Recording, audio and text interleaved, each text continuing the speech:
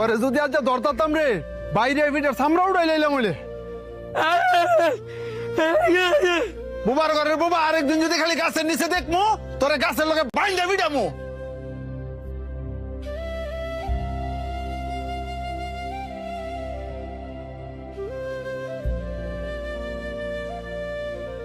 High বাবা সরন্তে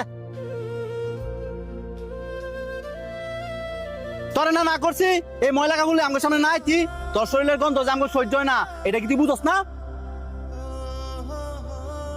হ্যাঁ কথায় কাজ হইতো না, হ্যাঁ একদিন পিসপুরা বান দিয়া ঠিক মতন ফিরাইতে হইব, তাইলে আর আঙ্গ লাগাইতো না।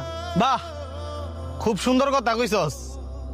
হাই তোকে পছন্দ করে দিকা আর ভালোবাসে দিকে তুই তোকে লগে আর তোরা কিনা কইতাছস হ্যাঁ রে ফিস মুরা বান দিয়া পরে ফিটাইবি। তো তুই তোর লগে হেরে রাইস, হ্যাঁ শরীরতে কি গন্ধ বাড়ে তুই দেখছস? এক কাপড় বেড়ে সবসময় ঘুরে। এই যে শার্টটা দেখতেছস এটা আর বাপে পড়তো, আর হ্যাঁ আর বাপে সিরা শার্টটা পরে ঘুরে। হ্যাঁ এই শার্টটা কে লেগে পরে ঘুরে, কারণ হ্যাঁ আর বাবার অনেক পরিমাণে ভালোবাসে। হ্যাঁ তো তখন মতন সামর্থ্য নাই যে চাইলে রং বেরঙের কাপড় বেরো ঘুরবো। হ্যাঁ বুবা দেখা অসহায় দেখা তোরা কি আরে মানুষ মনে করস না?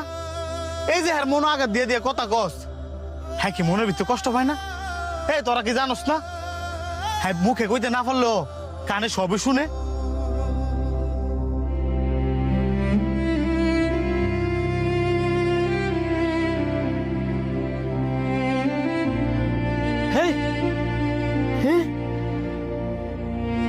সর বুবা, আমার কাজ আমারে করতাম দে। কেডা রে আমার আম গাছের নিচে?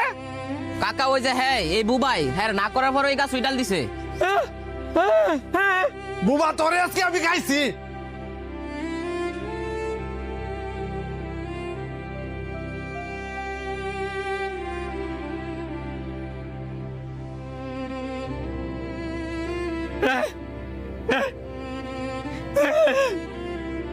আমি একজন বোবা,